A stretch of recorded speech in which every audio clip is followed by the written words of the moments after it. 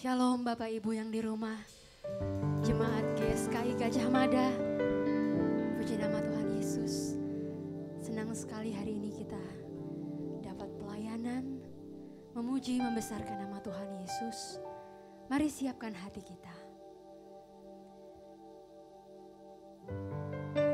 Bilakah kami diam di bait-Mu Tuhan, menikmati hadirat-Mu.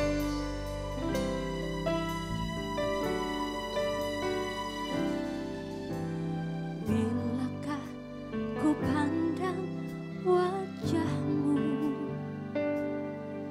di dalam kemuliaan Bapa surgawi, rinduku hausku akan diri-Mu. Bilakah ku di sana selamanya. Mari bersama-sama katakan, bilakah usai pelayananku, ketika di depan tata suci-Mu, Engkau memanggil aku, Kau panggil namaku dengan nama yang baru, nama yang baru. Bilakah ku di sana selamanya. Dengan lebih sungguh lagi katakan, bilakah ku pandang, bilakah ku pandang wajah-Mu di dalam kemuliaan Bapa surgawi, rinduku hausku akan diri-Mu. Bilakah ku di sana selamanya. Bilakah usai pelayanan kita, bilakah usai pelayananku, ketika di depan tata suci-Mu, Kau panggil namaku, nama yang baru. Bilakah ku di sana selamanya. Kau janjikan langit baru, janjikan langit baru dan bumi yang baru, di mana tiada air mata duka cita. Aliran air kehidupan mengalir dari tata-Mu, keteduhan sempurna abadi. Bersama orang kudus-Mu, sujud menyembah selamanya. Rinduku hausku, bilakah ku diam di sana. Bilakah usai pelayananku, bilakah usai pelayananku, amin, ketika di depan tata suci-Mu, Engkau memanggil namaku, Kau panggil namaku, nama yang baru. Bilakah ku di sana selamanya. Engkau janjikan, Kau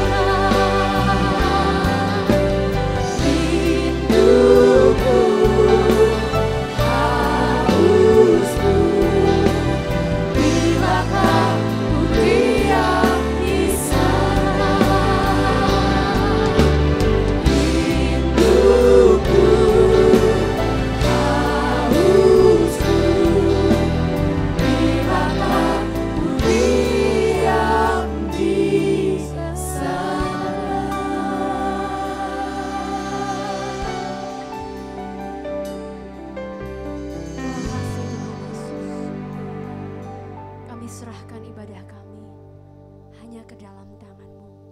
Di dalam nama Tuhan Yesus kami berdoa. Amin. Saya mengundang Bapak Ibu untuk bangkit berdiri. Mari kita memuji Tuhan.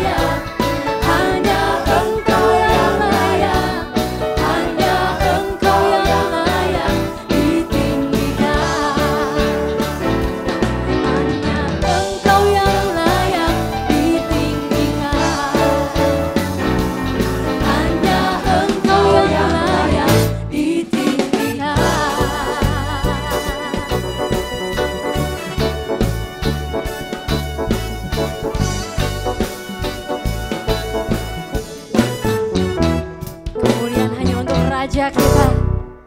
Silahkan duduk kembali Bapak Ibu. Kita akan mendengarkan firman Allah. Kami rindu Tuhan mendengar sabda-Mu.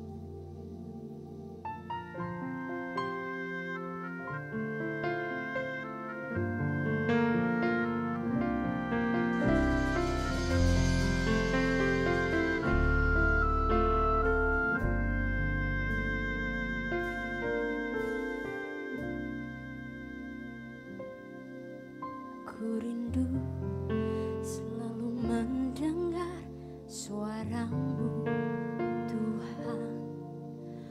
Roh Kudus berikan hati peka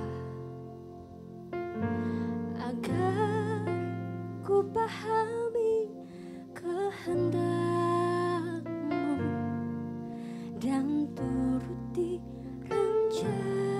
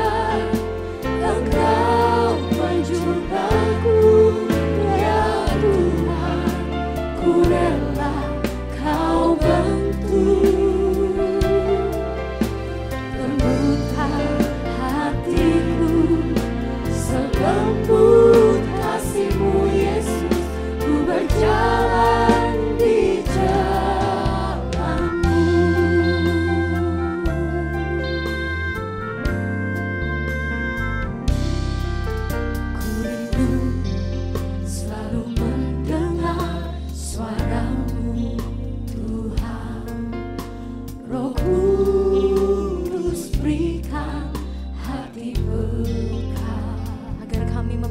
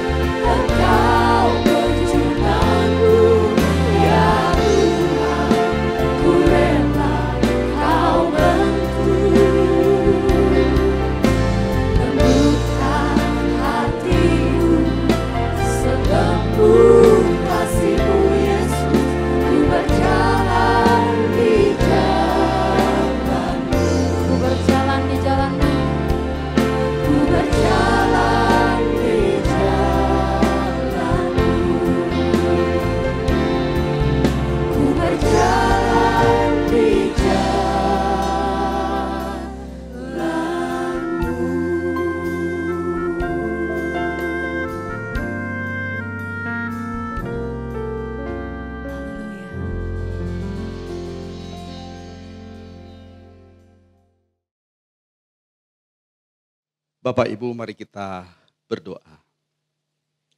Bapa di dalam surga, sebentar kami akan mendengarkan firman-Mu. Pimpin kami ya Tuhan, hamba-Mu yang akan menyampaikan kebenaran-Mu ini. Taruhlah perkataan-Mu di mulut lidah hamba-Mu ini, sehingga hanya perkataan Tuhan yang tertuang pada saat ini Tuhan. Bapa memberkati kami semua dan mampukan kami untuk menangkap kebenaran firman-Mu. Dengan penuh sukacita kami sambut firman-Mu di dalam nama Tuhan Yesus Kristus. Amin. Amin. Puji Tuhan, silakan duduk Bapak Ibu, saudara-saudara sekalian. Bapak Ibu, saudara-saudara sekalian. Pernahkah saudara memperhatikan ketika seseorang ditimpa musibah atau kemalangan? Ditimpa musibah atau kemalangan yang cukup berat di dalam kehidupannya. Lalu ia menggugat Tuhan dengan berkata, Tuhan, mengapa Engkau membiarkan semua ini terjadi? Mengapa semua ini harus terjadi? Tuhan, Engkau ada di mana? Kalau Engkau Maha Kuasa, mengapa Engkau tidak meluputkan kami dari malapetaka ini? Kalau saudara mendengar seseorang dalam tanda petik menggugat Tuhan seperti itu, mempertanyakan keberadaan Tuhan. Ketika dalam kesulitannya ia berkata, Tuhan, Engkau ada di mana? Apa yang terbersit di dalam pikiran kita? Mungkin sebagian kita berpikir bahwa orang tersebut tidak beriman, kurang beriman. Orang seperti itu meragukan keberadaan Tuhan. Mungkin kita bisa berpikir seperti itu. Namun sebaiknya Bapak Ibu saudara-saudara sekalian, sebaiknya kita tidak cepat-cepat menghakimi seperti itu. Belum tentu ia sedang meragukan Tuhan. Tetapi di balik pertanyaan-pertanyaan tersebut yang seolah-olah menggugat Tuhan, ada satu pergumulan di dalam kehidupannya. Yaitu bagaimana memahami kehadiran Tuhan dan menggumuli keberadaan Tuhan dalam persoalan hidup yang sangat berat yang sedang dialami. Ibaratnya seperti ketika seseorang mencari gelombang radio. Mencari gelombang radio. Tentu radio yang manual. Diputar ke kiri, ke kanan. Ngepasin. Biasanya kalau tidak pas gelombang radionya akan banyak distorsi atau bunyi kresek-kresek. Ketika seseorang sedang ada dalam pergumulan yang berat, lalu ia mempertanyakan Tuhan, Engkau di mana? Mengapa Engkau membiarkan ini terjadi? Bukan karena kurang iman. Tentu sekali lagi jangan cepat-cepat kita menghakimi bahwa orang yang demikian tidak beriman. Kurang iman. Justru ia sedang menggumuli keberadaan Tuhan dalam penderitaan yang sedang dialami. Sedang menggumuli kehadiran Tuhan dalam malapetaka, musibah, penderitaan yang sedang dialaminya. Jadi dia sedang ngepasin, sedang ngerasain Tuhan. Di mana Engkau Tuhan? Mengapa hal ini harus terjadi? Bapak Ibu, pertanyaan-pertanyaan demikian bisa timbul dari hati orang yang beriman. Ketika seseorang sedang hancur hati oleh karena persoalan hidup yang berat, sesungguhnya ia sedang menggumuli Tuhan. Menggumuli Tuhan artinya sedang memperdalam Tuhan, mempelajari Tuhan. Sedang belajar untuk memahami bahwa Tuhan hadir di dalam persoalan hidupnya yang berat. Dan sedang mencari maksud Tuhan dengan apa yang sedang dialaminya. Seorang teolog, dosen etika, yaitu Hans Kung, dalam narasinya yang berjudul Does God Exist? Ia mengatakan bahwa justru kehadiran Tuhan begitu nyata di tengah penderitaan, kekalutan, kesedihan, bahkan kematian. Bapak, Ibu, saudara-saudara yang dikasihi Tuhan, beliau mengatakan bahwa memahami keberadaan Tuhan itu jauh lebih mudah ketika seseorang dalam penderitaan, ketakutan, kekalutan, kesedihan, bahkan kematian. Memahami keberadaan Tuhan itu lebih mudah ketika seseorang sedang dalam kesulitan, masalah, pergumulan yang berat dibandingkan dengan ketika seseorang sedang dalam keadaan kelimpahan. Dalam keadaan penuh dengan kesenangan dan kebahagiaan. Justru orang yang beriman ketika sedang dalam pergumulan yang sangat berat, ditimpa malapetaka yang begitu berat, ia akan bertanya, di manakah Tuhan? Kalau seseorang tidak beriman, tidak percaya Tuhan, tentu tidak akan bertanya demikian. Karena tidak percaya Tuhan, pasti tidak bertanya, di mana Tuhan? Mengapa Tuhan membiarkan hal ini terjadi? Jangan cepat-cepat kita mengatakan orang tersebut tidak beriman. Jangan cepat-cepat mengatakan demikian.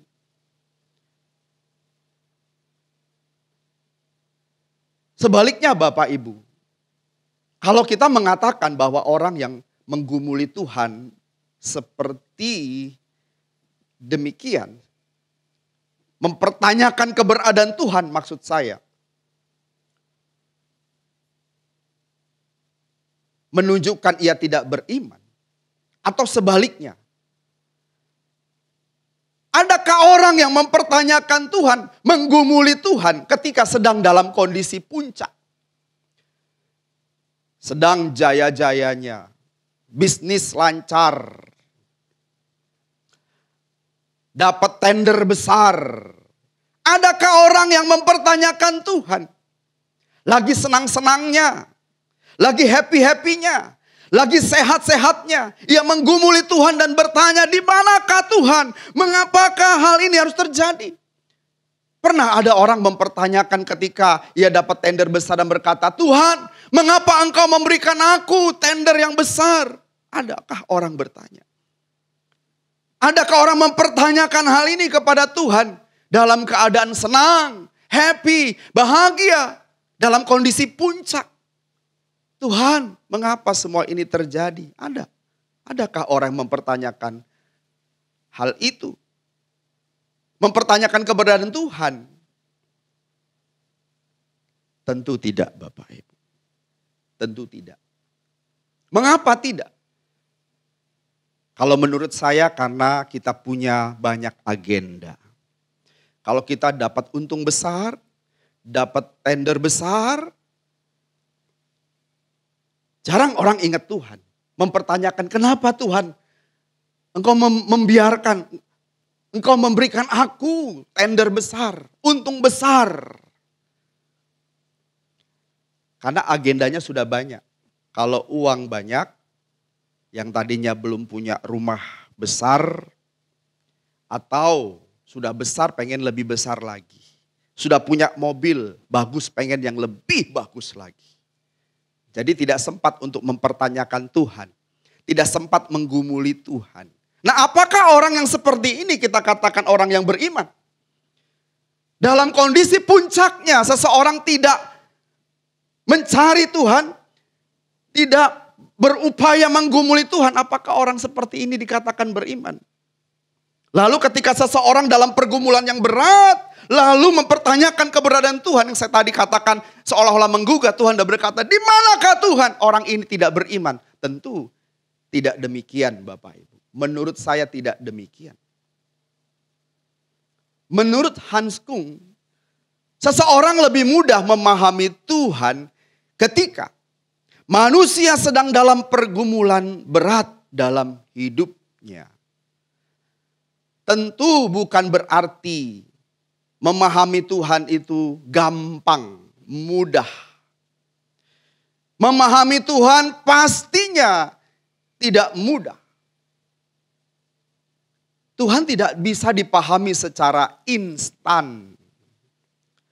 Perlu waktu, perlu pergumulan panjang untuk memahami kehadiran Tuhan itu. Tidak mudah Bapak Ibu memahami Tuhan.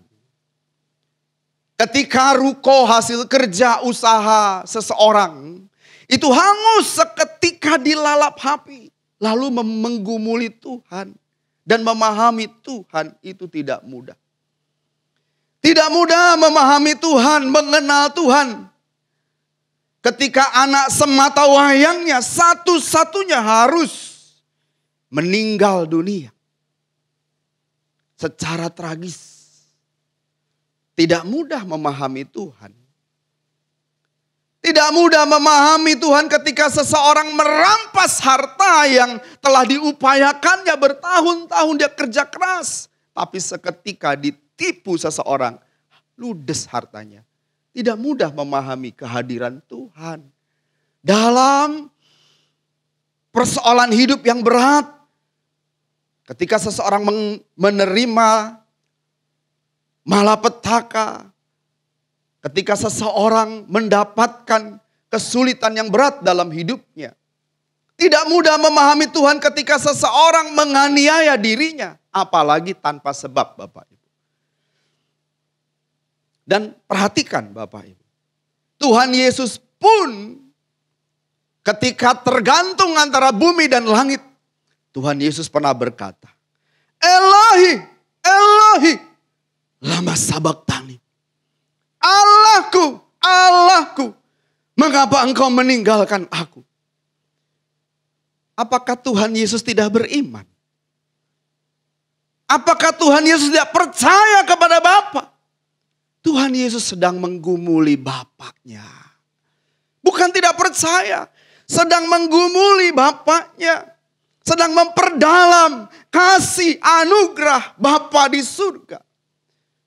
Dalam kondisi yang sangat-sangat menderita. Dalam penderitaannya itu dia merenungkan Tuhan. Dalam penderitaannya itu Tuhan Yesus berusaha memahami Bapa. Elohi, Elohi, lama sabachthani. Mengapa engkau meninggalkan aku? Bukan Tuhan Yesus meragukan eksistensi Bapa di surga. Sekali lagi, beliau sedang menggumuli kehadiran Bapaknya dalam penderitaan yang dialaminya. Itu tidak mudah Bapak Ibu. Tidak mudah memahami Tuhan dalam kesulitan, musibah, malapetaka yang dialami oleh seseorang. Tidak mudah. Bapak Ibu, dalam pergumulannya tentang Tuhan, pemazmur di dalam Mazmur 35 ayat 15 sampai 17 pun menggugat Tuhan. Menggugat dalam tanda petik Bapak Ibu. Menggugat Tuhan. Saya akan bacakan Mazmur 35 ayat 15 sampai 17. Perhatikan. Demikian firman Tuhan. Ketika aku tersandung jatuh, bersukacitalah mereka dan berkerumun.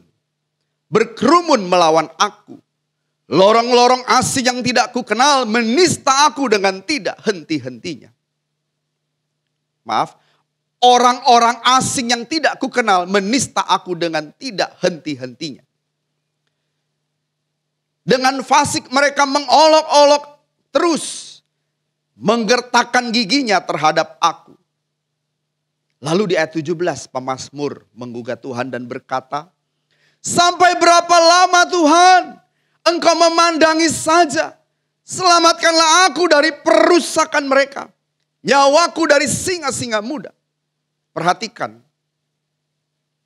di ayat 17 ada kata memandangi saja. Pemazmur berkata, sampai berapa lama Tuhan Engkau memandangi saja? Memandangi saja dari kata bahasa aslinya ro'ah. Ro'ah. Hanya melihat dari jauh. Hanya menonton saja. Pemazmur menggugat Tuhan dan berkata, sampai berapa lama Tuhan Engkau hanya menonton saja? Sampai berapa lama Tuhan Engkau hanya memandangi dari jauh? Ketika orang-orang yang tidak dikenal menista dirinya. Ketika orang-orang yang tidak dikenal mengolok-olok dirinya. Persis ketika Tuhan Yesus digelandang oleh orang-orang yang tidak mengenal dirinya untuk dihakimi dan dieksekusi oleh tentara Romawi yang jelas tidak mengenal siapa Tuhan Yesus itu. Mereka mengolok-olok Tuhan Yesus, menista Tuhan Yesus. Sang pemazmur juga mengalami hal yang sama. Dan dia menggugat Tuhan. Sampai berapa lama Tuhan? Mengapa Engkau hanya ro'ah? Mengapa Engkau hanya memandang dari jauh? Mengapa Engkau hanya menonton saja? Di balik persoalan ini, Bapak dan Ibu, apa yang dinyatakan, dialami oleh pemazmur, ada persoalan teologis yang sangat pelik. Ada persoalan teologis yang sangat pelik. Apa itu? Kalau Tuhan Maha Kuasa, mengapa Tuhan tidak mencegah seseorang berbuat jahat? Kalau Tuhan Maha Kuasa, mengapa Tuhan tidak mencegah supaya seseorang tidak berbuat jahat? Ini persoalan pelik loh. Ada orang-orang yang tidak mengenal sang pemazmur. Dia diolok-olok, dinista sedemikian rupa. Mengalami penderitaan. Tuhan di mana? Kok Tuhan diam saja? Apakah benar Tuhan diam saja? Apakah benar Tuhan hanya memandangi dari jauh? Apakah Tuhan membiarkan seseorang berbuat jahat tanpa berupaya mencegah? Apakah seperti itu Bapak Ibu? Tentu tidak. Jawabannya tentu tidak. Tuhan mencegah. Tuhan pasti bertindak mencegah. Ketika atau setiap kali ketika manusia berniat berbuat jahat. Gimana caranya Tuhan? Tentu Tuhan tidak pernah memaksa. Ingat kata ini. Memaksa. Tuhan pasti mencegah. Seseorang yang hendak melakukan kejahatan. Tetapi Tuhan tidak pernah memaksa. Tuhan memang berkuasa. Tuhan berkuasa Bapak Ibu. Ketika seseorang mau melakukan suatu kejahatan. Tuhan bisa saja dengan kemahakuasaannya. Melakukan sesuatu. Seseorang yang mau berbuat jahat nih. Mau menempeleng orang katakan begitu. Tiba-tiba jantungnya berhenti. Bisakah Tuhan buat seperti itu? Ketika seseorang mau berbuat jahat kepada kita, tiba-tiba Tuhan buat stroke. Sehingga dia tidak bisa menggerakkan tangannya. Stroke, bisa gak? Bisakah Tuhan berbuat demikian? Sangat bisa. Tetapi Tuhan tidak pernah melakukan hal itu. Lalu bagaimana cara Tuhan mencegah manusia melakukan kejahatan?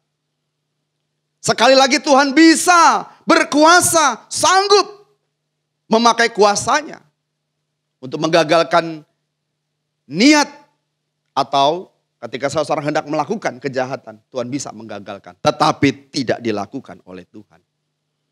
Tuhan tidak memakai kuasanya untuk memaksa seseorang berbuat baik. Ingat, Tuhan tidak pernah memaksa seseorang untuk melakukan perbuatan baik. Tuhan tidak pernah memakai kuasanya untuk memaksa seseorang berbuat baik. Itu tidak pernah. Tidak pernah Tuhan lakukan. Kenapa? Bapak, Ibu, saudara-saudara sekalian. Sebab ketika Tuhan menciptakan manusia, Tuhan memperlengkapi manusia dengan kehendak bebas. Liberum arbitrium. Dan Tuhan membiarkan manusia dengan bebas mengarahkan kehendak bebasnya itu untuk digunakan berbuat kejahatan atau berbuat kebaikan. Dan Tuhan tidak berdaya ketika manusia menutup pintu hatinya.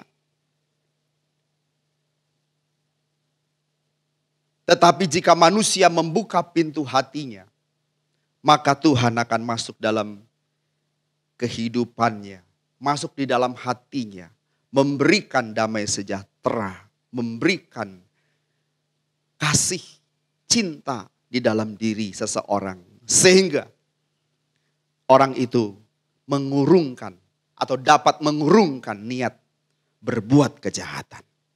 Jadi Tuhan tidak pernah tinggal diam. Tuhan pasti bekerja. Tuhan pasti bekerja. Tetapi manusia memiliki liberum arbitrium atau kehendak bebas. Di sana Tuhan tidak bisa memaksa dengan kuasanya manusia untuk menghentikan kejahatannya. Ingat, memaksa dengan kuasanya sebab Tuhan maha kuasa. Tapi Tuhan tidak melakukan hal itu. Tetapi perhatikan, bukan berarti Tuhan membiarkan kejahatan terjadi. Tidak membiarkan sama sekali. Tuhan bekerja melalui apa? Sekali lagi, Tuhan tidak pernah membiarkan manusia melakukan kejahatan. Tuhan selalu mencegah manusia melakukan kejahatan. Melalui apa? Bukan melalui kekuatan kuasanya, tetapi melalui hati nurani seseorang. Melalui hati nurani Tuhan mencegah seseorang untuk berbuat jahat. Ketika seseorang hendak melakukan penipuan, Tuhan pasti bekerja dalam nuraninya. Ketika seseorang hendak melakukan keserakahan, penipuan, Tuhan pasti bekerja. Sebab setiap manusia memiliki nurani, hati nurani. Tuhan pasti bekerja di sana. Ketika seseorang menjadi iri hati, Tuhan pasti bekerja. Contohnya Habel. Ada iri hati yang terus berkembang di dalam hati. Maaf, Kain maksud saya. Sebelum dia melakukan tindak kejahatan, tindakan pembunuhan, dimulai dengan iri hati. Lalu kalau kita perhatikan percakapan Tuhan dengan Kain. Tuhan hendak menggagalkan niat Kain untuk melakukan kejahatan. Tapi Tuhan tidak pernah memaksa Kain dengan kuasanya. Menghentikan Kain dengan kuasanya untuk tidak berbuat jahat. Tapi dalam percakapan tersebut Tuhan mengcounseling Kain supaya tidak berbuat jahat. Tapi Kain dengan kehendak bebasnya, dia arahkan, dia mengembangkan iri hatinya itu. Mengembangkan emosinya, amarahnya. Sehingga pada akhirnya dia benar-benar membunuh adiknya. Sebelum seseorang melakukan tindakan pembunuhan, pemerkosaan, perampasan, pasti Tuhan bekerja di dalam nurani seseorang supaya ia mengurungkan niatnya. Pasti Tuhan berbicara melalui nurani seseorang. Lalu pertanyaan berikutnya, kalau kita urut, di manakah Tuhan ketika kejahatan terjadi? Apakah Tuhan hanya memandangi saja dari jauh? Ro'a. Hanya memandangi saja, berpangku tangan. Tidak, Bapak Ibu. Bagaimana sikap Tuhan kepada korban? Kalau kepada si pelaku Tuhan mendatanginya dan lewat nuraninya Tuhan berkata-kata untuk menggagalkan niat buruknya. Dan kepada si korban apa yang Tuhan lakukan? Tuhan mendekat masuk. Tuhan tidak berdiri jauh Bapak Ibu. Kalau ada di antara kita yang mengalami musibah, malapetaka, dilukai, dikhianati, dirugikan, difitnah, disisihkan, diliciki orang, kita menjadi korban. Tuhan tidak memandang dari jauh. Tuhan tidak memandangi saja dari jauh. Atau Tuhan tidak hanya berpangku tangan. Tuhan juga datang kepada kita yang menjadi korban. Apa yang dilakukan Tuhan? Tuhan datang kepada diri kita.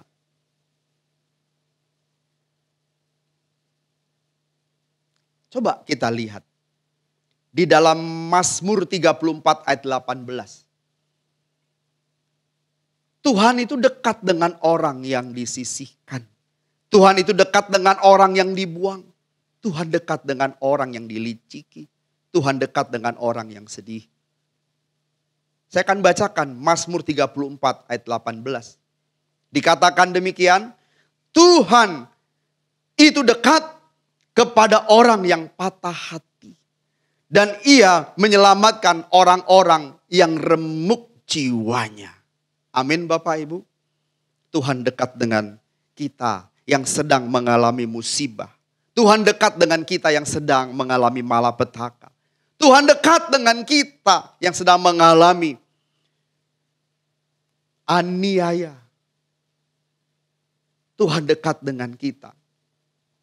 Tuhan pasti mendatangi kita. Dan memberikan damai sejahtera.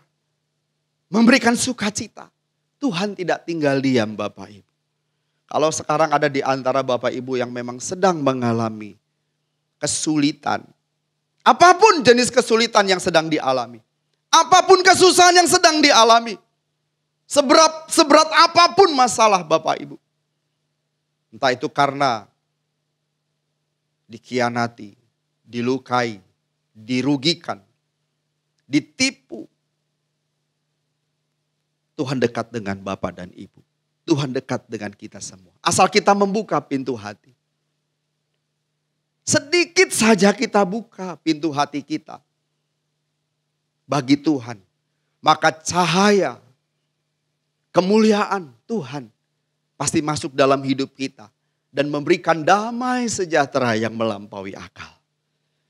Kita bisa melewati hari-hari kita yang sulit itu. Asal buka hati. Jadi Tuhan tidak hanya memandangi kita Bapak Ibu. Dan berpangku tangan, tidak sama sekali. Tuhan bekerja bagi orang yang bertindak. Hendak melakukan kejahatan maupun korban. Ketika seseorang mengalami aniaya, penderitaan, kesukaran atau menjadi korban. Tuhan juga mendatanginya. Dan memberi damai sejahtera. Oleh karena itu Bapak Ibu. Marilah kita datang kepada Tuhan. Ketika kita sedang ada dalam pergumulan, masalah yang berat, kesukaran yang berat. Ketika saudara ditimpa oleh berbagai-bagai kesukaran, datanglah dalam doa kepada Tuhan. Kenapa? Karena satu. Yang pertama, doa akan membangkitkan kuasa yang bersifat ilahi. Spirit yang menguatkan dan memberikan penghiburan. Ketika kita datang kepada Tuhan. Kita berdoa kepada Tuhan. Doa akan membangkitkan kuasa yang bersifat ilahi. Kalau kita membaca di dalam Efesus 3 ayat 16.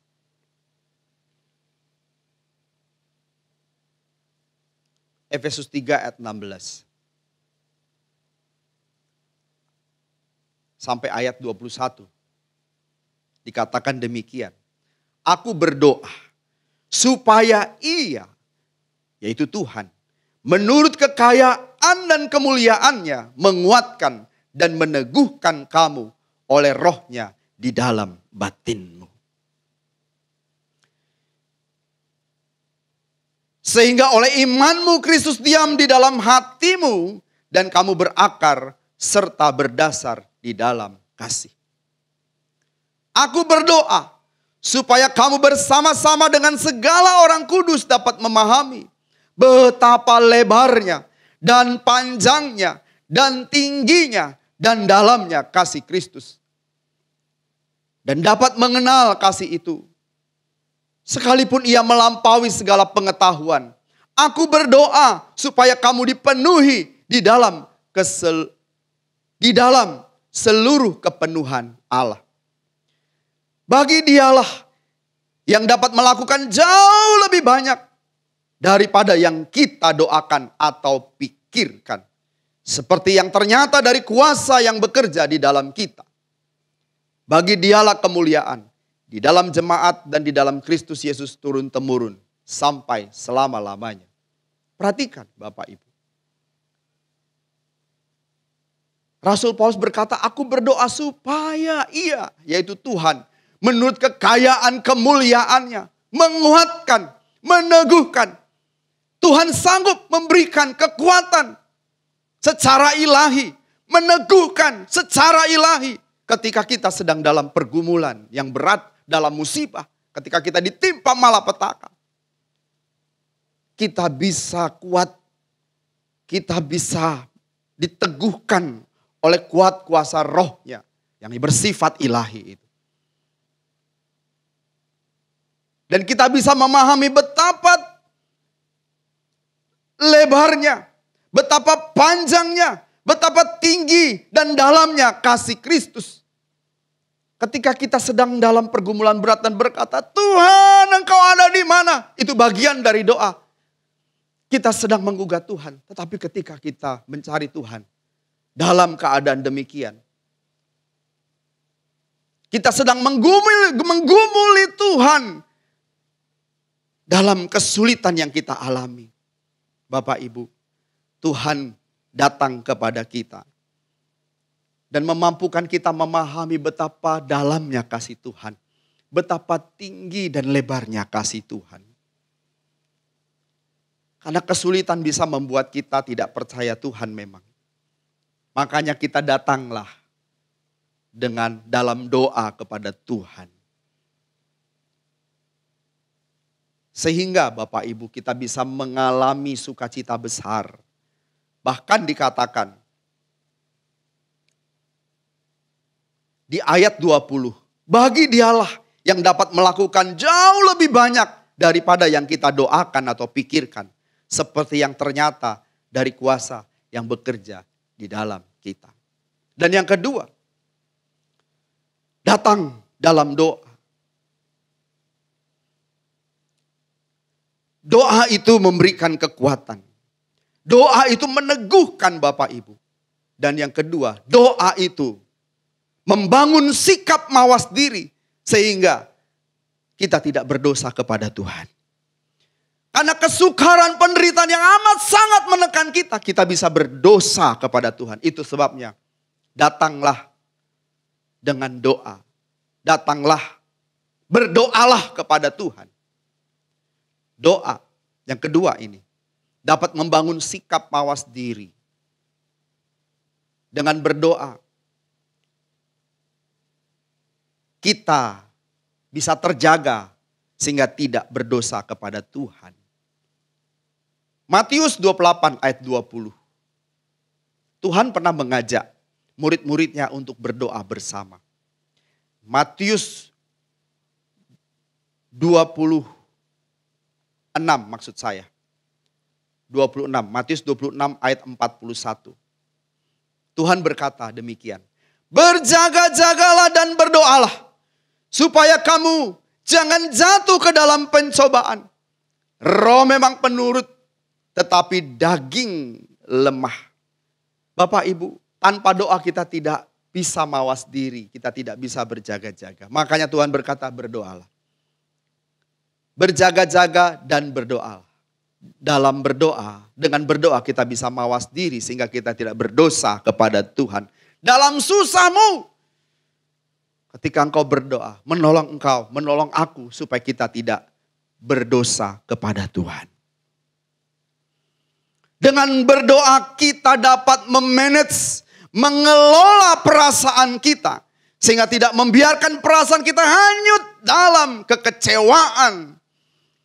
Perasaan kita hanyut dalam pemberontakan kepada Tuhan. Orang yang kecewa bisa memberontak. Makanya berdoa Bapak. Orang yang sedang kalut bisa memberontak kepada Tuhan. Makanya berdoa. Berdoa itu menolong kita mawas diri. Dan yang ketiga, mengapa kita harus berdoa? Doa itu menolong kita menghayati kehadiran Tuhan. Ketika kita sedang dalam pergumulan yang berat, kita menggumuli Tuhan dan berkata, Tuhan Engkau di mana? Mengapa hal ini harus terjadi? Berdoalah. Berdoalah. Di sana kita dapat menghayati kehadiran Tuhan. Bahwa Tuhan ada bersama dengan kita. So, kita akan merasakan. Ketika kita berdoa, kita akan merasakan kehadiran Tuhan. Bahwa Tuhan bersama dengan kita ketika kita melewati lembah air mata. Tuhan bersama dengan kita. Ketika kita menangis, Tuhan pun menangis. Menangis bersama kita Bapak Ibu. Ketika kita mengalami kesakitan, Tuhan juga mengalami kesakitan yang sama. Ingatlah ketika Saulus sebelum bertobat menganiaya orang percaya. Tuhan datang kepada Saulus dan berkata, Saulus, Saulus, mengapa engkau menganiaya aku? Ketika orang percaya jemaat Tuhan teraniaya, Tuhan Yesus juga teraniaya. Kalau kita anak Tuhan, kita milik Tuhan. Kita mengalami aniaya, Tuhan Yesus juga teraniaya. Ketika kita menangis karena kesusahan, penderitaan, Tuhan juga menangis bersama dengan kita. Karena kita anaknya. Kalau seorang bapak memiliki anak dan anaknya itu mengalami kesusahan, dia juga susah. Kalau anaknya sakit, dia juga merasakan, turut merasakan. Demikian Bapa kita di surga. Sehingga saya mengatakan Allah tidak berpangku tangan. Tuhan tidak hanya melihat dari jauh. Tuhan datang kepada kita, hanya kita tinggal buka hati, berdoa. Berdoa. Ketika kita berdoa, Tuhan datang dan memberikan kepada kita pengertian. Dan menolong kita untuk memahami, menghayati kehadiran Tuhan itu. Bapak, Ibu, Saudara-saudara yang dikasihi Tuhan. Tuhan tidak pernah membiarkan kita. Tuhan tidak pernah membiarkan kita sendiri. Tuhan tidak pernah memandang kita dari jauh lalu berpangku tangan dan tidak berbuat apa-apa. Jangan pernah berpikir bahwa Tuhan tidak peduli kita. Dalam pergumulan yang kita alami, Tuhan hadir dalam kehidupan kita. Apalagi ketika kita membuka hati kepada Tuhan. Tuhan mengerti dalam pergumulanmu, dalam pergumulan kita menghayati kehadiran Tuhan dalam penderitaan, dalam kesukaran, dalam kemalangan yang kita alami. Itu tidak mudah, tidak mudah memang. Karena itu berdoalah, berdoalah. Dengan berdoa, kita dapat menikmati damai sejahtera yang melimpah. Dengan berdoa, menolong kita mawas diri sehingga kita tidak berbuat dosa. Dengan berdoa kita bisa menghayati kehadiran Tuhan. Kesusahanmu adalah kesusahannya Tuhan. Penderitaanmu, penderitaanku adalah penderitaan Bapa di surga. Kita tidak pernah sendiri. Tuhan memberkati kita semua. Amin. Bapak Ibu, mari kita mengangkat pujian bagi Tuhan. Dia Tuhan yang memberikan firman-Nya kepada kita. Dia menjamin bahwa Dia yang mulia tidak akan pernah meninggalkan kita. Jangan pernah curiga kepada Tuhan. Jangan sangsikan kasih dan ketulusan pribadinya. Dia Allah yang setia. Dia Allah yang dapat dipercayai.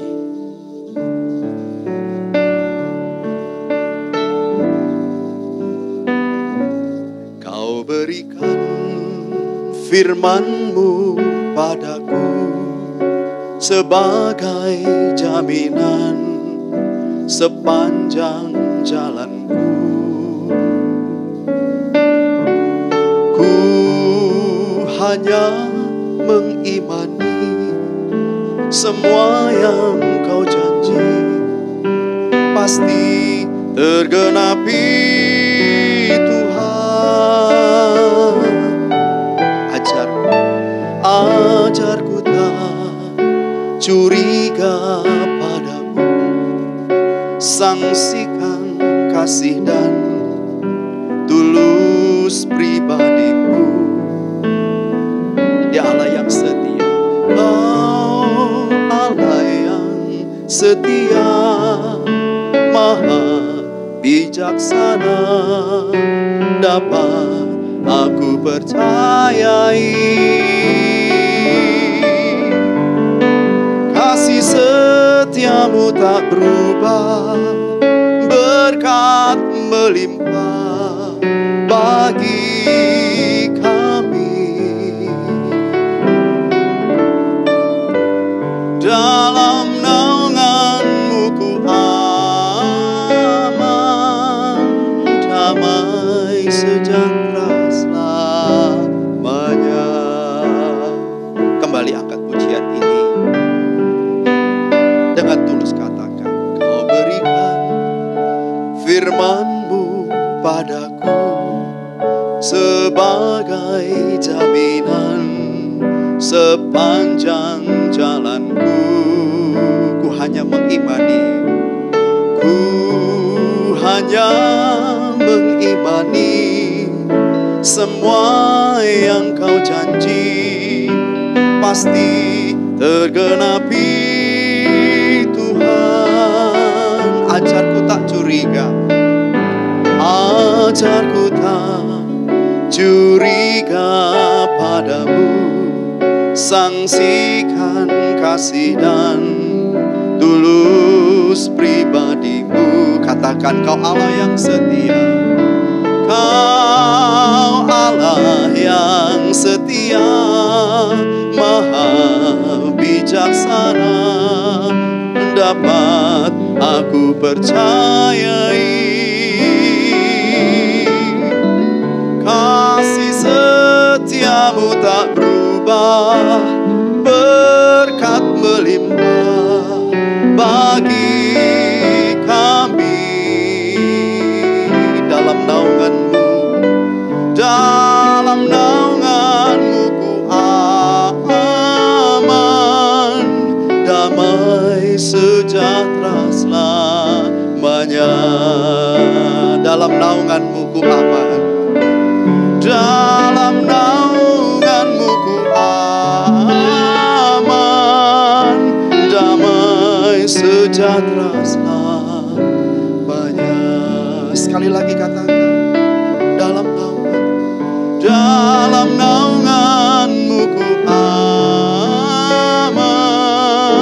damai sejahtera selamanya.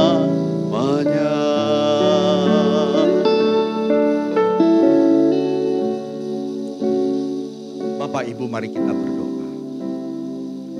Bapa di dalam surga, terima kasih untuk firman-Mu. Engkau menyadarkan kami bahwa ketika kami sedang dalam pergumulan yang berat, ketika kami sedang ditimpa malapetaka, ketika kami sedang mengalami musibah, Engkau hadir dalam kehidupan kami. Dalam menghayati kehadiran Engkau ya Tuhan, tentu tidak mudah.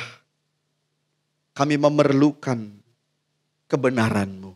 Dan kebenaran-Mu hadir pagi hari ini kepada seluruh umat-Mu. Terima kasih Tuhan memberi kami pengertian bahwa Tuhan tidak pernah berpangku tangan, hanya memandang dari jauh. Tetapi Tuhan datang dan memberikan damai. Tuhan datang menolong kami semua dalam menghayati kehadiran-Mu. Bapa, kami bersyukur. Kami punya Tuhan yang begitu mengasihi kami. Engkau Allah yang setia. Bahkan ketika kami tidak setia pun Engkau tetap setia. Terima kasih Tuhan. Engkau mengerti ketika kami menangis. Dan Engkau bersama kami menangis. Engkau mengerti ketika kami sedang dalam tekanan. dan Engkau pun juga mengalami tekanan yang sama. Ketika kami melewati lembah air mata, Engkau pun berjalan bersama dengan kami. Seperti yang Engkau katakan, Engkau adalah Allah Immanuel, Allah yang beserta dengan kami. Terima kasih Bapa. Terima kasih Tuhan. Kami bersuka cita untuk kebenaran-Mu. Sekarang kami tahu bahwa Tuhan tidak pernah meninggalkan kami. Terima kasih Bapa. Patrikan kebenaran ini di hati kami semua. Dan kami rindu Tuhan terus memperdengarkan perkataan-Mu ketika kami sedang dalam pergumulan. Dan kami boleh kuat. Dan kami mengambil bagian dalam doa.